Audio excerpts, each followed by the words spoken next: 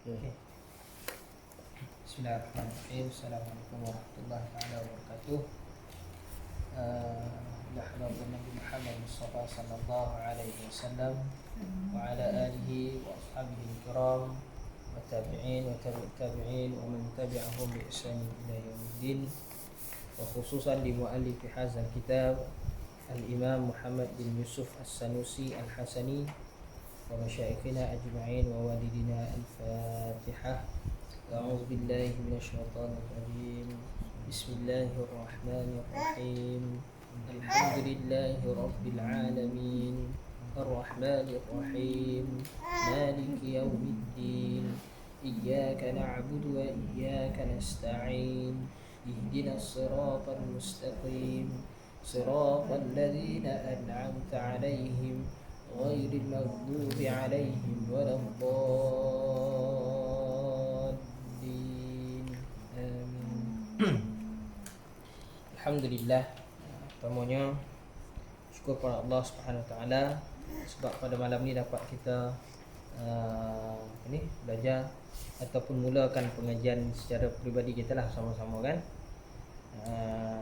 InsyaAllah kita akan mula pengajian berkenaan dengan kitab Ummul Barahin, matan Ummul Barahin yang dikarang oleh Al-Imam Abu Abdullah Muhammad bin Yusuf As-Sanusi Al-Hasani.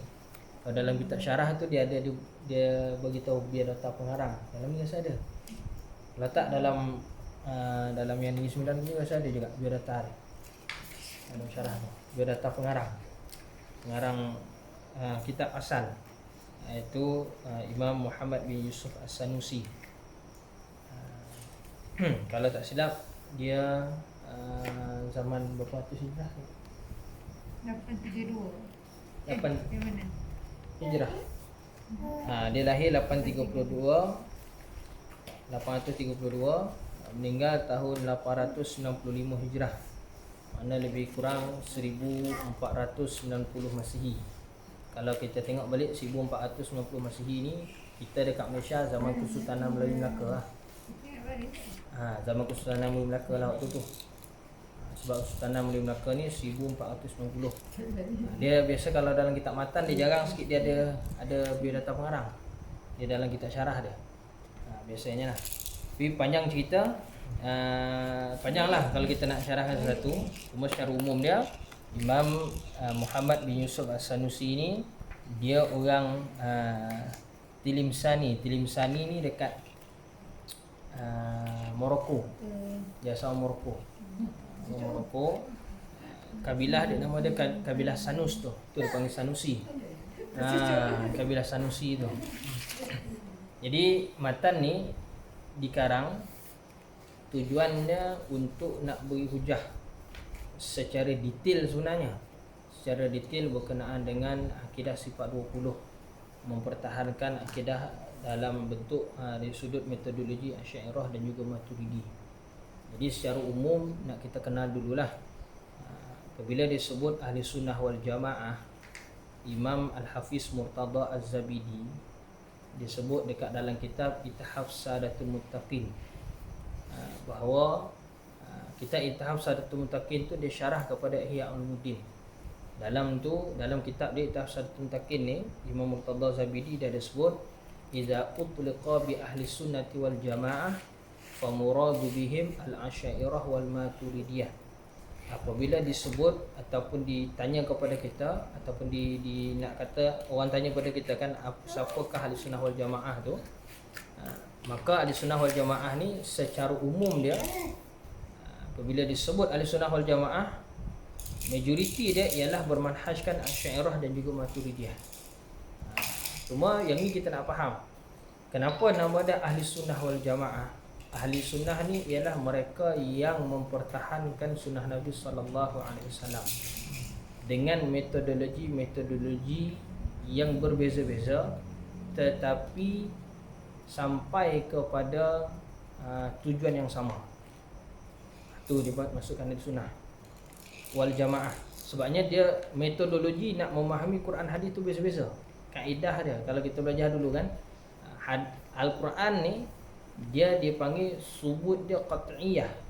Cara periwayatan dia qat'i.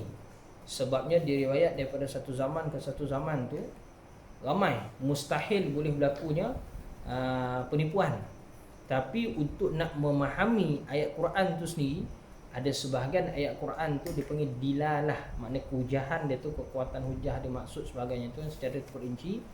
Sebahagiannya qat'i, maksud tak boleh diubah tetap, sebahagian dia zanni. Jadi apabila dekat ayat qat'i itu tak ada, jarang sangat berlaku khilaf. Kalau khilaf pun dia memang akan jadi masalah. Orang yang berkhilaf dengan bab ayat qat'i ni orang tu pelik. Dia menyalahi daripada persepakatan ataupun dia menyalahi daripada kaedah yang asal. Tapi bila dia pergi kepada ayat yang zanniyah, yang maksud dia tu kalau kita baca secara zahir sama-sama. Jadi perlu kepada kaedah untuk nak memahami dia punya tafsir. Tafsiran tu ataupun takwilan. Takwil pun betul, tafsir pun betul, sama je sebenarnya. Jadi nak memahami itu yang tu yang perlu kepada metodologi daripada hadis pula. Untuk nak memahami. Pada zaman Nabi dulu, Nabi lah yang syarah. Jadi zaman sahabat memang belajar tu daripada Nabi. Jadi sahabat syarah kepada para tabi'in. Tapi bila dah Islam tu berkembang, orang Ajam, orang yang selain daripada bangsa Arab ni dah ramai sangat masuk Islam. Jadi penguasaan bahasa Arab tu sendiri memang sangat lemah. Jadi lahirlah ulama-ulama yang empat mazhab sebagainya pada ketika tu menyusun silibus, metodologi dipanggil, metodologi, silibus ataupun bahasa lain panggil mazhab pun betul, ataupun manhaj pun betul, untuk nak kita nak memahami Quran dan hadis tu dengan cara yang betul. Jadi itulah lahirnya ijtihad-ijtihad. Lahirnya ijtihad-ijtihad apabila kita nak memahami ayat Quran ataupun hadis tu sendiri. Sama juga, tak terlepas juga daripada sudut akidah. Sebab tu diambil daripada satu hadis nama dia masyhur, nama dia hadis Jibril. Kan datang Jibril pada Nabi, kemudian tanya pada Nabi, ajarkan tentang iman, tentang Islam, tentang ihsan kan. Hadis tu panjang kan cerita tu. Riwayat daripada Sayyidina Umar. Hadis kedua dalam kitab hadis 40 Imam Nawawi tu.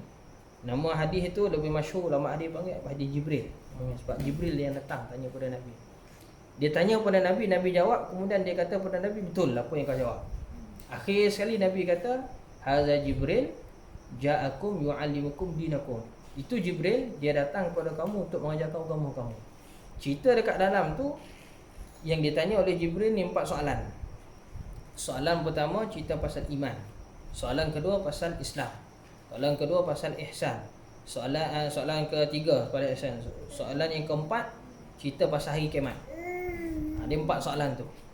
Jadi daripada 4 ni tadi, sinilah keluarnya disiplin ilmu.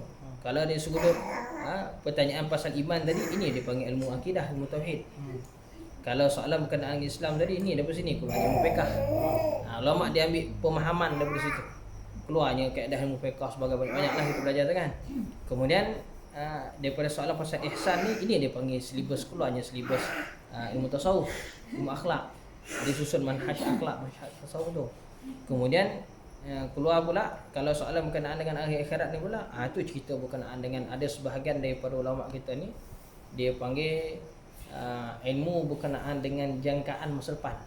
Bukannya tilik nasib tak. Tapi dia panggil dia panggil fiqh tahawulat dia panggil. Fiqh tahawulat. Fiqh tahawulat ni antara ulama yang zaman sekarang yang memang mahir sungguh. Antara dia Syekh Abu Bakar Al-Adni, Mufti Aden, Yaman. Dia ada sekarang dalam satu kitab dia tu, dan kitab dia tu dia ada cerita kalau ni kan itu awal-awal coronavirus keluar gitu. Kan masyhur dia. Dia orang panggil dia Habib Abu Bakar masyhur.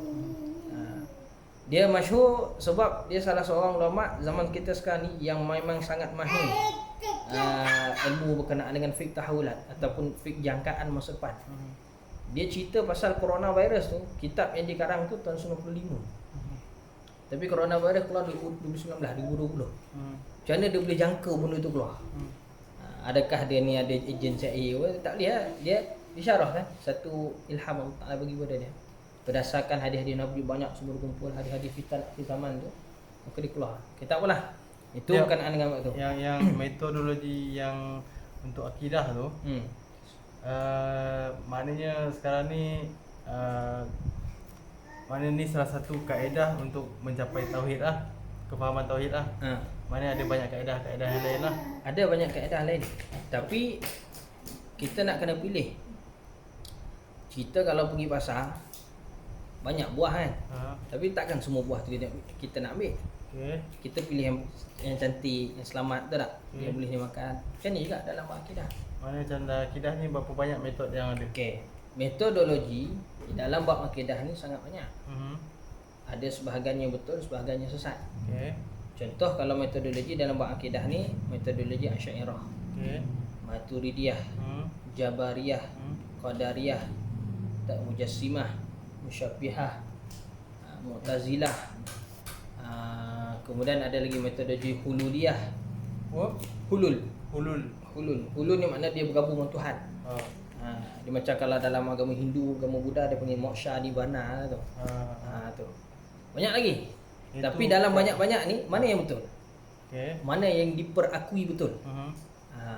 Yang betul-betul diperakui benar sampai zaman sekarang ni daripada tahun 300 Hijrah, makna kurun ketiga Hijrah sampai sekarang. Iaitu Asy'ariyah dan Maturidiyah. Dia dah bertapak di dunia kita ni seluruh dunia lebih daripada 1000 tahun. 1200 tahun, 1100 lebih tahun. Sebabnya Imam Asy'ari sendiri dia meninggal tahun 320 Hijrah. 320 Hijrah. 320 Hijrah. Imam Maturidi dia meninggal awal sikit.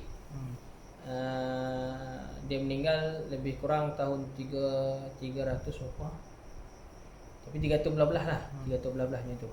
Dia awal sikit lah, dia awal 8 tahun daripada Imam Asy'ari.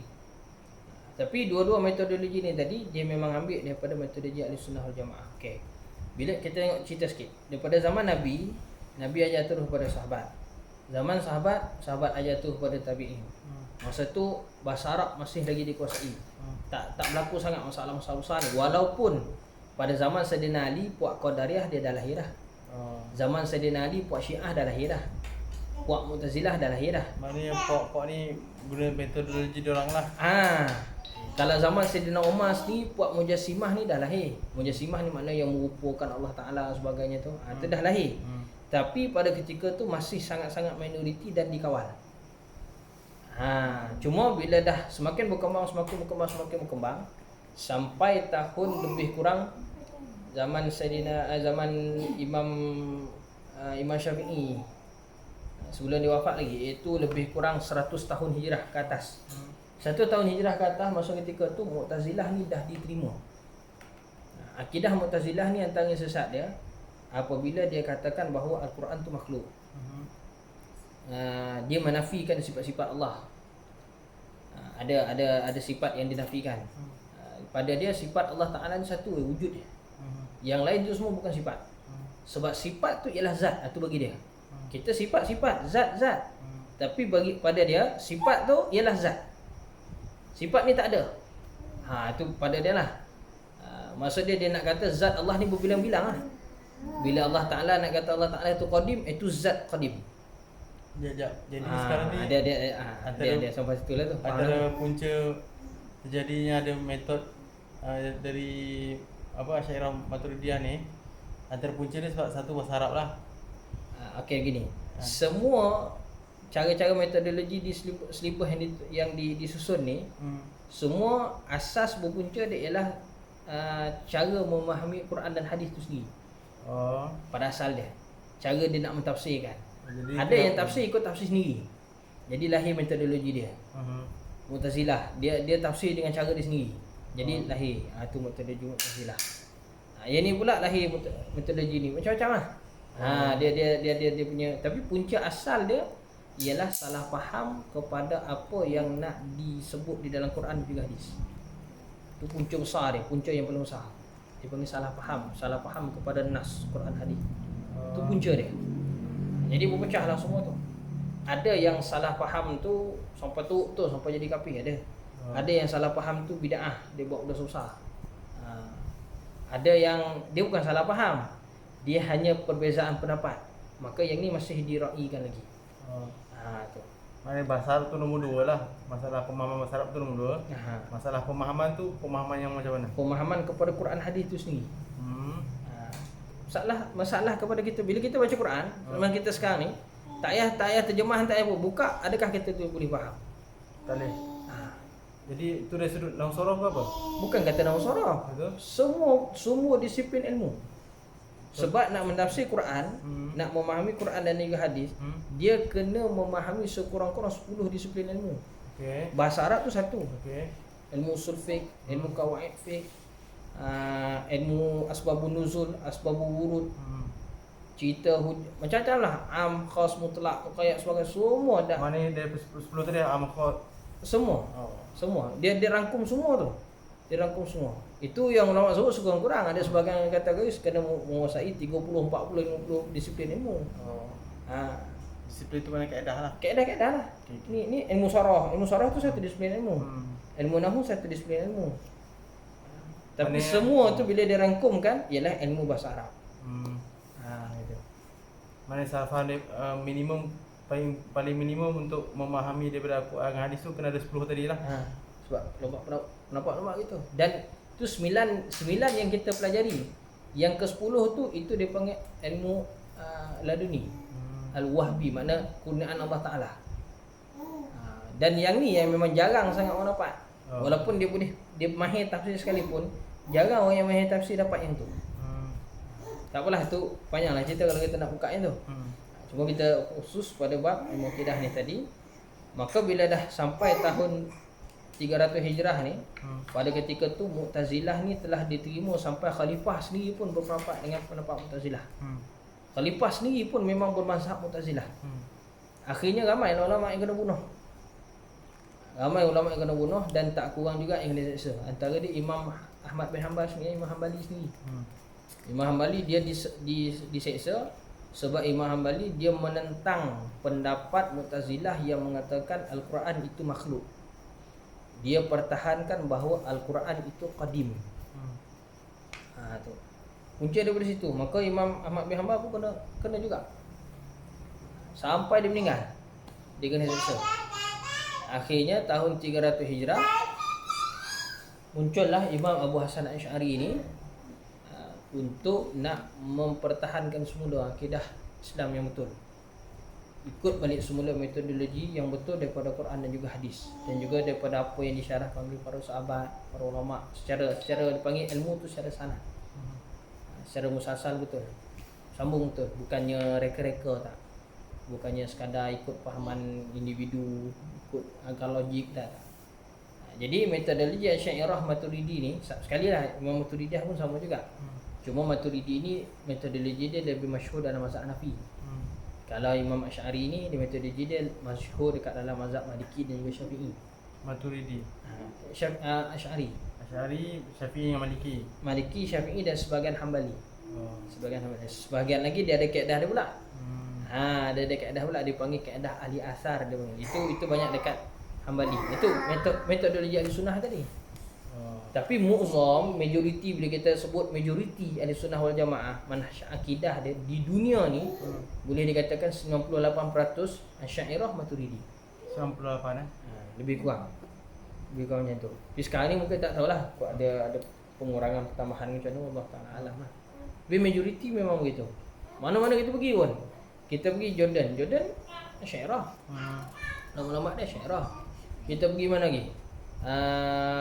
Mesir dan sebagainya kan, negara lain mungkin ada 1-2 negara lah yang berpegang dengan mazhab yang lain. Macam contoh Saudi dia pakai Hambali, dia pakai yang asar tu. Dia bukan pada salah, dia kata salah lah. Maturidi metod dari satu, Asy'ari metod yang kedua, yang ketiga asar. Itu yang kita terima lah. Yang tiga ni lah. Tiga. Ada satu lagi dipanggil metodologi Kashfu wal Wijdan. Kashfu wal Wijdan. Ahli Kasyaf wal Wijdan. Ahli Kasyaf wal Wijdan ni dia metodologi cara orang tasawuf. Kashfu wal Wijdan Dia memahami tauhid tu. Dia tak pergi kepada macam kaedah kita wujud, kidam, baqa' sebagainya, dia tak susun macam ni. Dia lebih pandang pada ciptaan Allah, ciptaan ni, makhluk-makhluk ni. Dia tu faham Allah Taala. Gitu. Dia guna zauqi. Dia guna perasaan. Kashfu wal Wijdan. Ni majoriti orang ahli tasawuf dah pakai. Majoriti orang tasawuf majoriti. Kalau nak memahami kaedah yang ni, kita kena ikut cara dia orang tu. Baru kita boleh nampak. Tapi cara yang tu kalau kita nak buka kat orang awam akan kata kita yang sesat. Yang sesat. Sebabnya dia akan membuka kepada fitnah pada orang awam. Orang awam dia akan nampak apa-apa saja pun kita boleh kata tu Allah. Dia faham macam tu pula. Padahal kita tak kata itu.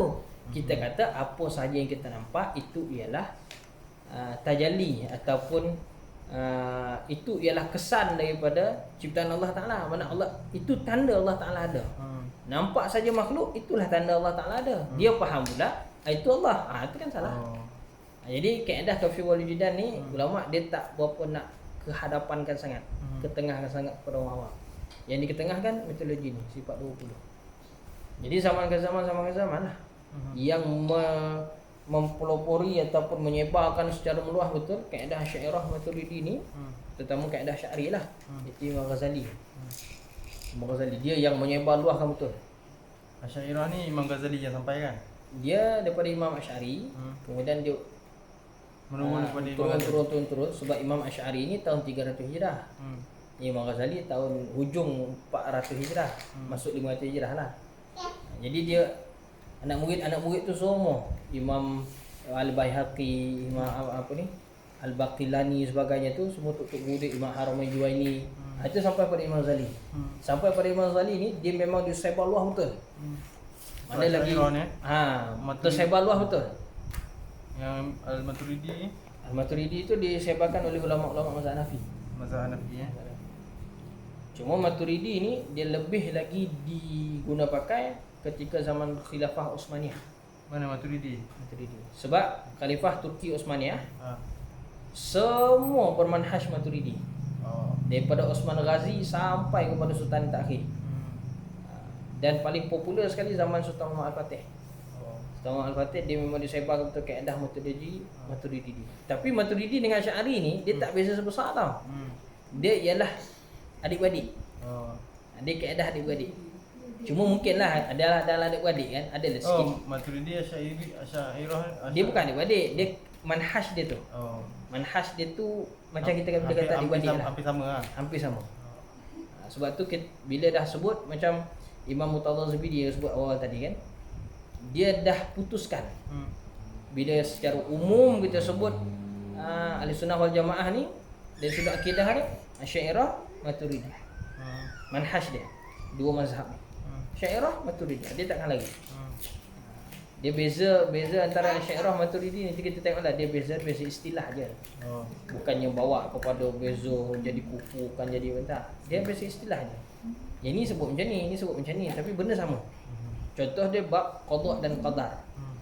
Kita Asy'ariyah kita pegang qadar itu penentuan, ketentuan. Qada itu ialah penentuan. Mana dia qadar ni tadi tentukan dulu. Qada tu pelaksanaan ketentuan. Mana hasil dia. Tapi qada kalau tu masa lah. Qada tu ialah dia punya hasil dia. Qada tu hasil. Kejadian tu. Okey. Qadar tadi dia punya perancangan dia. Kita nak faham lah bahasa mudah. Qadar tu makna kita takdirkan dia, kita qadarkan dia kita begitu. Tapi qada ni ialah pelaksanaan. Tadi ni perancangan, ini pelaksanaan. Kalau kita nak bahasa faham lah. Tapi kalau Maturidi dia terbalik je. Situ lah. Dia terbalik itu je. Benda sama.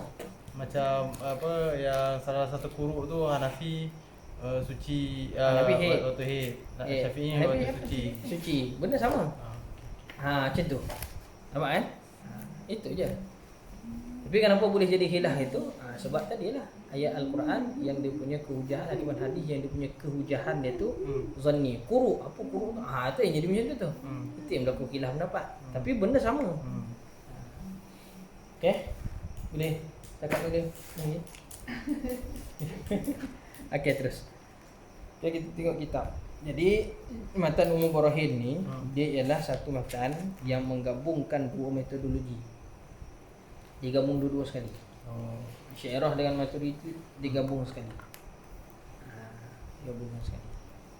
Nanti kita akan jumpa lah bila masuk bab sifat tadi tu kita akan jumpa beza dia Asy'ariyah Maturidi tu macam mana. Tapi matan yang ada kat kita ni digabung sekali sebenarnya. Umul Barahin ni gabungan dua metod Kenapa dinamakan Ummul Barahin? Ummu tu maksud ibu, induk. Barahin tu hujah. Qul hatu burhanakum in kuntum shadiqin. Bukti pun boleh juga. Bukti, pembuktian, hujah, dalil, burhan. Okey. Jadi dia ibu kepada segala hujah. Sebab dalam ni nanti dia bagi pada kita hujah. Hujah kenapa Allah Taala tu mustahil dia bersifat baru. Hujah dia. Mustahil Allah Taala tu pekak. Apa hujah dia? Ada dalam ni. Dia begitu je. Okey. Jadi kita baca sikitlah. Bismillahirrahmanirrahim. Maksudnya dengan nama Allah yang Maha Pemurah lagi amat mengasihani. Yang Maha Pemurah lagi Maha mengasihani. Banyaklah orang terjemah tu macam Bismillah dengan nama Allah. Jadi bila orang tanya kepada kita siapa Allah, maka jawapan dia Allah ialah nama bagi zat yang wajib wujud. Allah ialah nama bagi zat yang wajib wujud. Duduk sini meh. Allah ialah nama bagi zat yang wajib wujud. Allah ialah nama Tuhan kita. Tuhan kita siapa? Tuhan kita ialah zat yang wajib wujud. Zat ni kita tak boleh terjemah batang tubuh. Tak boleh. Sebab batang tubuh ni makhluk. Benda berjisim. Allah Ta'ala tak berjisim. Zat ni dia berbeza dengan makhluk. Senang cerita. Dia takkan bersifat dengan sifat-sifat makhluk. Itu Allah Ta'ala. Mana zat yang wajib wujud. Salah satu kita nak kenal zat Allah Ta'ala ni ialah dia yang wajib wujud. Okey, nanti kita tengoklah syarahan wajib, syarahan mustahil, syarahan jaiz tu harus tu kita boleh nampak tu. Sekalian makhluk ni dia harus wujud. Makhluk harus wujud. Maksud dia makhluk ni dia bukannya mesti ada. Dan tak mustahil juga ada. Sebab dah ada dah ni. Mana dia tu? Yang mana ni? Ni syarahan Allah, kalimah Allah. Oh. Okay. Dia tak ada dalam tu sebab tu matan. Syarahan. Syarah kita kan kita dah setuju tadi. Kita syarah ni ikut kaedah yang mudah. Ada yang senang kita nak faham. Kita ambil poin penting terus. Yang mustahil wujud, apa dia mustahil wujud? Tuhan kedua. Itu mustahil. Mustahil ada. Nanti kita akan masuk pada bab wajib akal, mustahil akal dengan harus akal tu kita nampak. Okey, tengok Ar-Rahman Ar-Rahim. Ar-Rahman biasa kita terjemah dengan yang Maha Pemurah. Pemurah Allah Ta'ala ni kepada sekalian makhluk. Dia tak ada yang terkecuali. Baik makhluk tu beriman ke, kufur ke, Allah Ta'ala Maha Pemurah. Orang kafir pun Allah Ta'ala bagi juga rezeki. Allah Ta'ala bagi juga nyawa, bagi juga dia penglihatan sebagainya macam itulah. Itu pemurah Allah Ta'ala.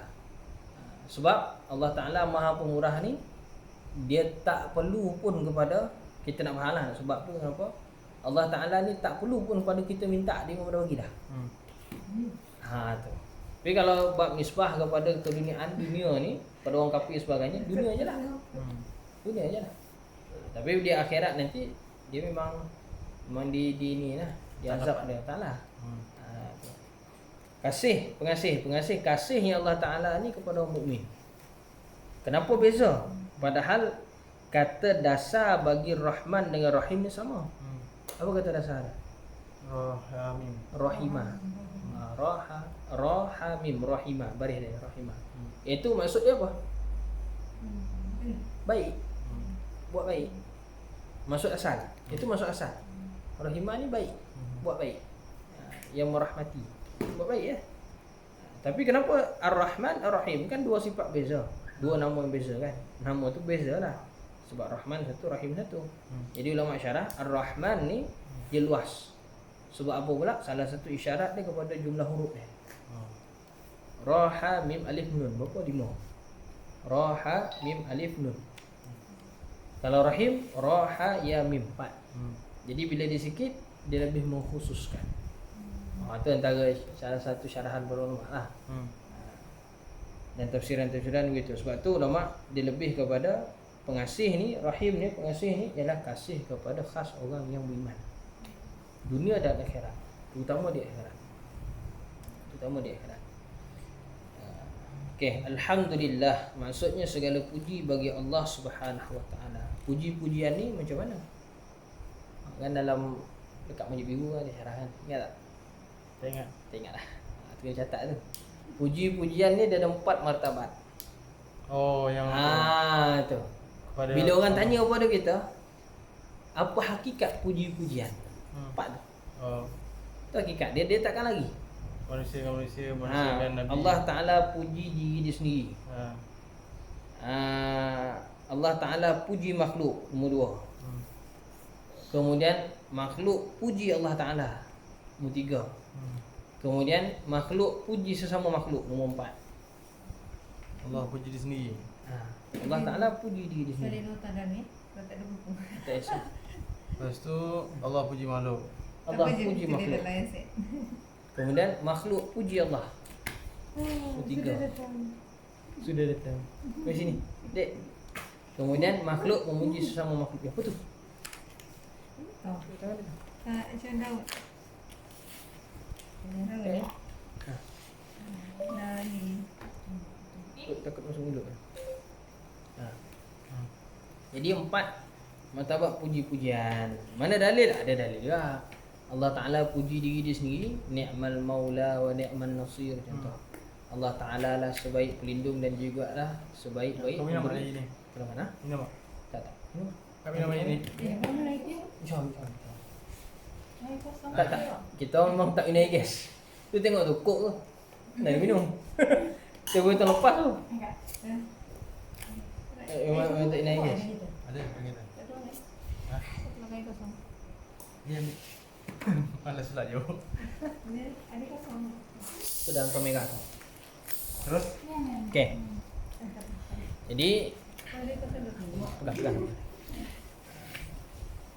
Allah Ta'ala puji makhluk. Contoh dia dalam surah Qalam lah, surah Nun kan. Surah Al-Qalam tu. Wa innaka la'ala khuluqin azim. Sesungguhnya engkau tu wahai Rasulullah memang berakhlak, tak apa. Memang berakhlak dengan akhlak yang sangat mulia. Itu makna dia Allah Ta'ala puji makhluk. Allah Ta'ala puji baginda Nabi kita dengan bahawa baginda Nabi kita memang berakhlak yang sangat terpuji. Kemudian makhluk puji Allah Ta'ala. Itu macam kita lah, dapat yang nikmat semua, alhamdulillah. Kan? Tu. Kemudian kita sesama makhluk pun kita puji-muji juga. Ni cantik, ni bagus, ni comel, berkodai ke apa macam lah kan. Itu puji lah tu. Puji sama makhluk. Baik yang kita puji itu bernyawa, makhluk bernyawa ataupun makhluk tak bernyawa. Nanti dah kan. Okey. Jadi wassalatu wassalamu ala Rasulillah, dan selawat dan salam ke atas Rasulullah sallallahu alaihi wasallam. Selawat dan salam ke atas Rasulullah. Selawat ni ada berapa jenis pula? Itu lafaz, selawat.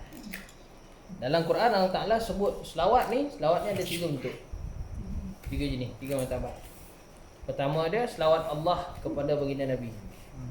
Yang kedua selawat malaikat. Yang ketiga selawat kita orang beriman. Dalil dia innallaha wa malaikatahu yusalluna 'alan nabi ya ayyuhallazina amanu sallu 'alaihi wa sallimu taslima. Adik, So Allah pada Nabi selawat Allah pada Nabi itu maksud dia rahmat Allah. Lepas tu Allah, apa tu yang kedua tadi apa? Selawat malaikat. Malaikat berselawat pada Nabi. Kan sebut innallaha wa malaikatahu kan. Yusalluna 'alan nabi. Satu lagi? Kemudian selawat orang beriman, ya ayyuhallazina amanu sallu 'alaihi wa sallimu. Orang beriman kepada Nabi. Okey. Hakikat selawat Allah pada Nabi itu ialah kurniaan rahmat. Allah Ta'ala kurnia rahmat, melimpah ruah kepada baginda Nabi kita. Belum masuk lagi tu. Masih kat mukadimah tu. Ni, dia tak ada, dia terus ni Salah. Bukan. Ni sini. Okey. Selawat Allah pada baginda Nabi ialah kurniaan rahmat. Selawat Tak, di sini sama juga. Dia cuma terjemahan je. Di sini. Kucing tahu. Ha. Sama tak terjemah? Yalah, Sama tak? tu ada juga tu. Ada kat ni? Oh. Ha. Okey okey. Kan tadi yang apa yang 3 tu tak ada. Ha. Dalam tak ada kan. Di mana yang mana? Yang Wajib. selawat Allah pada Nabi, selawat Ah, malaikat itu syarat. Terus Jadi selawat Allah pada Nabi ialah kurnia ar-rahmat. hmm. Kurnia ar-rahmat Allah Taala kepada baginda Nabi sallallahu alaihi wasallam. Tak pernah buka. So malaikat pada Nabi Malaikat pada Nabi ialah tasbih malaikat puji Nabi. Sebab kerja malaikat ni kerja umum dia ialah tasbih. dia orang beriman. Selawat orang beriman hakikat dia doa. Mana orang beriman doa kepada Nabi. Mendoakan Nabi. Mendoakan Nabi. Kan lafaz dia bila kita selawat kan Allahumma salli ala sayyidina Muhammad, betul tak? Ha. Ya Allah, kurniakan selawat kepada Nabi, betul tak? Kan maksud dia macam tu. Allahumma salli ala sayyidina Muhammad. Ya Allah, ya Tuhan kami, selawatlah kamu ya Allah kepada Nabi. Maksud dia selawat pada Nabi tu. Rahmat lah. Ya Allah, kurniakan rahmat pada Nabi. Jadi bila kita doa pada Nabi, hakikat dia kita dapat adik tak? Dapat adik lah. Sebab Nabi pun sebut bahawa siapa selawat kepada aku sekali, Allah Ta'ala kurniakan kepada dia 10 kali ganda selawat. Mana dia 10 kali ganda rahmat. Mana bila kita doa apa, doa kebaikan untuk Nabi, Kita pun kita dapat 10 kali lah. 20 kali ganda. 10 kali ganda. Okey. Allahumma salli ala sayyidina Muhammad. Maka lafaz selawat tu kena betul. Ni set jangan. Ni set jangan. Maka lafaz selawat tu kena betul. Ya. Lafaz selawat ni kan biasa kita Allahumma salli ala sayyidina Muhammad tu kan. Lafaz Allahumma salli ala sayyidina Muhammad tu Tak, kalau ayam nak main dengan dia, ayam kena buat dia tak paling. dia ganggu fokus. Okey. Boleh sekali ya. Jadi lafaz selawat kita kena betul pegang. Lafaz selawat ni kita kena betul bila Allahumma salli ala ni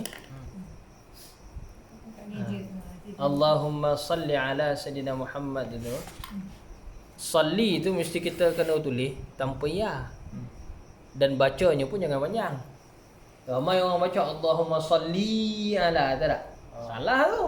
Tanpa Tanpa ada ya. mat. So, dia bukannya ya tu, dia alif maksurah. Kan bila dia dalam keadaan fi'il amar, fi'il amar kan. Setiap fi'il yang mu'tal. Apa fi'il mu'tal? Yang alif waw ya. Tak ada baris tu. Kata dasar dia alif waw ya. Kan dia ganti baris. Dia buang huruf mu'tal tu kemudian diganti baris kan. Yang ni dia panggil mu'tal apa? Mu'tal naqis. Sebab dia di hujung. Dia asal perkataan dia sad, lam, alif maksurah. Ya tu lah. Ya tu lah kita panggil ya, yang tak ada titik kan. Sebenarnya dah alif. Asal dia perkataan dia salla. Tu asal perkataan asal. Perkataan dasar dia perkataan fi'il amar, fi'il apa ni? Fi'il madhi dia. Tapi bila dia pergi pada fi'il amar, dia jadi salli. Ya tu buang, dia lam tu pada bawah. Sebab dia dah jadi mahzuf. Fi'il amar. Fi'il amar. Fi'lul amri. Fi'il amar apa? Kalau kita nak i'rab dah. Apa dia? I'rab fi'il amar. Salli tu. Masuk. Masuk. Masuk ke? Masuk. Majzum. Oh, Majzum. Itu kalau tak nahu tu. Atau kat nahu. Majrur dia 3 Dia kalau isim marfu' mansub majrur. Itu kalau isim. Ini fi'il. Oh. Fi'il marfu' mansub majzum. Dia nak pukul pensel tu dekat. Tahu tak apa? Okey. Kalau fi'il marfu' mansub majzum. Yang ni jazam dia apa? Majzum wa alamatu jazmihi harfu hazaf hazfi harfu illah. Fi akhirih tu. Yang kita Wa fa'iluhu siapa? Fa'il. Dia kalau fa'il amar dia mesti ada fa'il. Fi'il amar, okey. Fa'il pembuat dah. Pembuat. Sebab fa'il amar dia direct ada fa'il. Dia terus ada fa'il. Wa fa'iluhu takdiruhu huwa kat dalam tu. Takdiruhu anta. Allahumma salli tu. Anta. Mana Allahumma salli ala. Salli. Anta lah mana dia. Selawat seorang. Kalau ramai sallu. Tak? Sallu. Okey. Jadi kita jawab tu Allahumma salli. Dia baris satu je, jangan panjang. Kalau panjang salah. Ya, kalau kan wasallallahu ala sayyidina Muhammad wa ala alihi wasallam kan. Salam Wabarakan. Wa baraka wa salam. Kenapa? Ada orang baca wasallim tu Salah. salah. Dia sebab apa? Dia kena kalau Wasal. wabarik kan, wabarik wasallim. Itu kalau kita sudut baris, tapi kita ambil sudut ilmu. Sudut ilmu wa sallallahu tu fi'il Amar. Majzum tadi. madi. Mana? Oh, okay. Yang fi'il amar tadi salli. Tu fi'il amar. Itu fi'il amar. Bila mula pangkal ayat dengan fi'il madhi wa sallallahu ala sayyidina Muhammad wa ala alihi wa sahbihi wa baraka wa sallam. Baraka kan asal fi'il amar, fi'il amar pula fi'il madhi. Baraka. Ba alif ra kaf. Wa sallam. Sallama kan fi'il madhi tu. Okey. Jadi kalau mula fi'il madhi habis semua fi'il madhi lah. Okey. Kalau dalam bahasa Inggeris pun sama, past tense semua, present tense semua, betul tak? Allahumma salli. Kalau jadi Itu fi'il amar. Kalau jadikan wasallim pula, Wa barik wa sallim. yang awal dia wasallim Allahumma lah. salli. Allahumma salli. Ataupun wa sallillahumma ala sayyidina Muhammad. Tu fi'il amar Itu kan? fi'il amar. Oh. Itu fi'il amar. Okey. Kalau senang mudah nak faham bagi orang kampung faham kan. Hmm. Kita nak cerita fi'il amar fi'il madhi dia tak faham. Senang je, kaedah ringkas. Kalau- Kalau pangkal baris atas, semua ujung baris atas. Kalau pangkal baris bawah, semua baris bawah. Shalla wa sallallah, shalla kan baris atas kan. Ujung belakangnya tu baraka wa sallama. Gitu. Kalau salli, barik wa sallim. Itulah. Okey, boleh. Faham? Itu lapah tu kan betul. Bau hasil pahala lah kata, bau hasil pahala. Okey, kita tengok pada hukum pembagian hukum akal. Ni ialah kita ambil malam ni pun. I'lam. Ketahuilah. Hendaklah kita ni ketahui. Jumpa tak? Annal hukmal aqliya yanhasiru fi salasati aqsamin. Al-wujubi wastihalati wal jawazi. Wal jawazi. Okey. Hendaklah kita ketahui. Ini pangkal ayat yang yang matan yang sebenar lah. I'lam, ketahuilah bahawa sesungguhnya hukum yang bangsa akal. Ini disebut hukum bangsa akal. Situ sebab apa hukum akal lah. Terjemahan biasalah. Makna hukum akal itu yanhasiru ni kalau terjemah yang lama dalam baca yang PDF tu kan. Dia sebut situ tersimpan. Tu bahasa lama. Sebab dia inhisar ni makna simpan, menyimpan. Tersimpan. Tapi kalau kat sini kita nak terjemah bahasa mudah, terbahagi. Terbahagi kepada, cuba tak? Terbahagi kepada 3 bahagian. 3 bahagian. Al-wujubu wajib.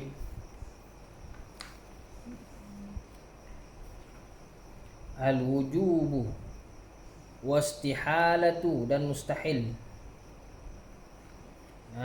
Dan istihalah. Wal jawazu dan harus. Dia 3 hukum akal. Okey, bab hukum ni kita nak faham. Ni nak kena faham sungguh. Dalam bab perbahasan hukum, dalam bab perbahasan akidah, kita menggunakan 3 hukum. Hukum syarak, hukum akal dengan hukum adat. Tapi bila kita nak memahami sifat sebagainya ni, kita lebih banyak menggunakan hukum akal. Bukan hukum akal kita kata hukum akal logik ikut falsafah Yunani semua, bukan. Sebab ramai orang yang tuduh macam tu. Sebenarnya tak. Kaedah hukum akal 3 ni, ini ialah falsafah Islam. Hukum akal akidah. Ni hukum akal kita ni, ni. Okey. Ni hukum akal yang 3 ni, wajib, mustahil, harus ni. Okey. Dia ialah hukum akal dari sudut orang Islam punya sebenarnya. Okey. Okey. Adik-beradik hukum ni 3. Kita naik sikit sebelum syarah yang ni. Kita naik dia punya, kalau buat dia punya carta tu kan. Carta tu tajuk asal hukum. Nantilah kalau ada buat yang tu tulis. Hukum. Hukum ni pecah 3. Hukum akal, hukum syarak, hukum adat. Bolehlah kalau nak buat pertebina tu. Akal, adat, Adat, syarak. Dia boleh pecah 3. Okey. Hukum akal pecahan dia pula 3. Wajib akal, mustahil akal, Oh. harus akal. Tu dia 3. Hukum syarak? Hukum syarak macam apa? 3 juga ah. Hukum syarak macam 2. Orang hadis ah. Taklifi wad'i. Hmm. Hukum kita bukan cerita sumber. Sumber memang Quran hadis. Wajib akal, harus akal, mustahil akal. Kalau hukum syarak dia pecah 2. Hmm. Taklifi wad'i. Betul tak? Taklifi ni 5. Apa dia? Ya, wajib. Wajib, sunat, haram, makruh, harus. Kan? Okey. Kalau wad'i? Syarat sah semua tu. Syarat sah mani', sah batal kan? 5 juga. Syarat tadi apa? Taklifi dengan wad'i.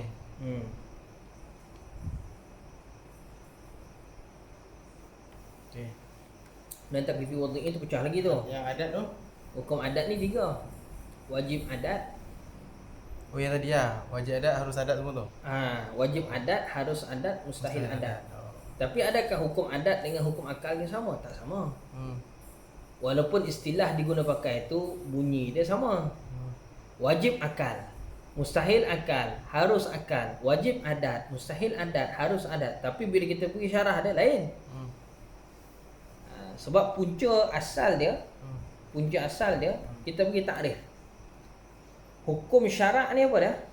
Khitabullah. Tata'allaq ala kulli mukallafin. Betul tak? Yang apa ni?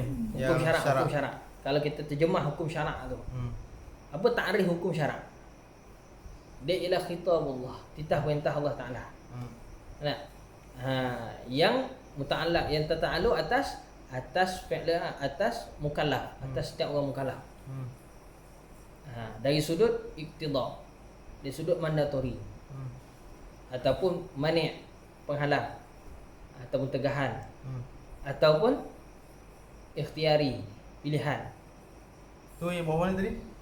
Itu takrif hukum syarak. Oh okey. Takrif hukum syarak. Sebab tu beza, sebab tu hukum syarak dia jadi pecahan 2, taklifi wad'i. Nampak tak? Dia jadi taklifi wad'i. Itu ilmu nak faham yang hukum syarak ni, dia nama dia ilmu usul fiqh. Okey. Dah faham Ilmu usul fiqh Ilmu usul fiqh.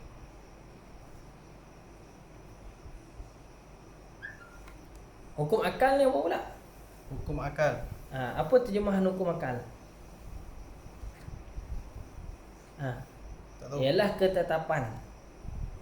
ketetapan yang berkaitan atas perkara wajib, mustahil, harus. Wajib, harus, mustahil. Ketetapan dia benda tetap. Benda ketetapan. Okey. Hukum akal tu. Nak terjemah dia tu sesuatu wajib tu apa, nanti kita bacalah terjemahan bawah tu. Tu dah terjemahan dia tu. Okey, kita nak bagi syarah dulu. Hukum akal ni macam ni? Dia ialah benda ketetapan, benda tetap. Benda tetap. Yang ni nak bahas dia pula, dia nama dia ilmu usuluddin. Hukum adat ni mana ilmu Hukum usuluddin? adat, hukum akal. Hukum akal ni Hukum akal tu ilmu dia ilmu disiplin usuluddin. ilmu dia panggil ilmu usuluddin. Stop je boleh tak? Ingat sikit. Alah. Aduh. Kau manis. Ya ni, minum. Yang minum air kosong banyak ni. Kau kan ni tadi lu. Makan dah. Tahu kan? Dah ingat ah. Alah. Tu ya.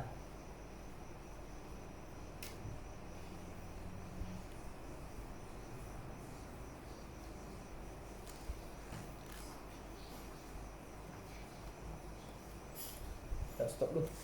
Biar. Takut padan je. Stok yang tanda 2 ni kan? Hmm? Yang tanda 2 ni kan? Boleh lah.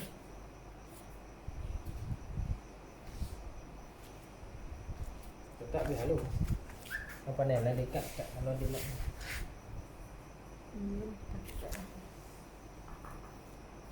Lalu ni Zikri tidur pukul berapa? Pukul 9 dah? Tengok dia nimut. Zikri kelas berapa? 2 jam. Kata dia. Sekejap ikut. Dia- Ya, akak nak masuk ke? Dia duduk kat dalam. Ni kosong lah bilik ni Ha? Ni Ni bilik solat. bilik solat Adalah kosong. Barang-barang yang berkaitan dengan apa ni, pakaian ke apa tu. Oh, situ. Siang pakaian tu bulu ni.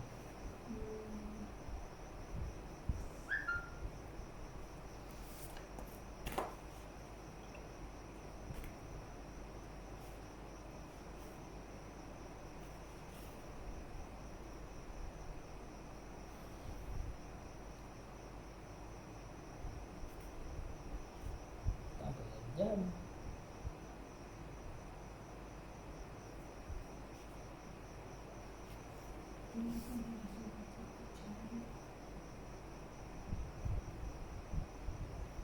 Akak ajar kat sekolah ni. Apa dia? Akak ajar kat sekolah ni. Berbulung.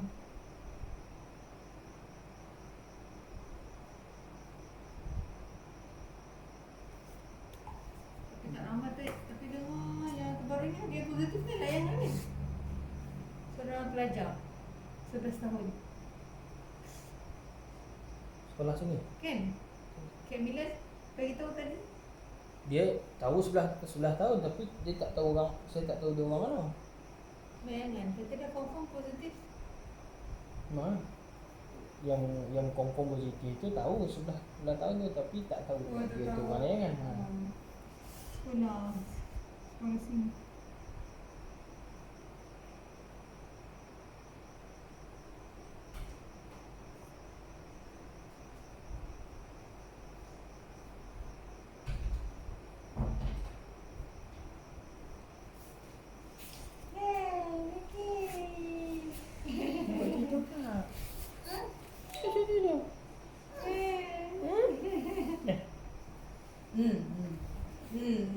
Tu cerita Tengok tu. Ya Allah. Macam gini ni. Gini sama ni. Oh ni. Tak apa ni gini sama ni. Dia nak makan semuta kau. Dia tarik sebelah ni. Dia nak makan semuta kau. Ha? Kau dah kau belum ni? Kau mana?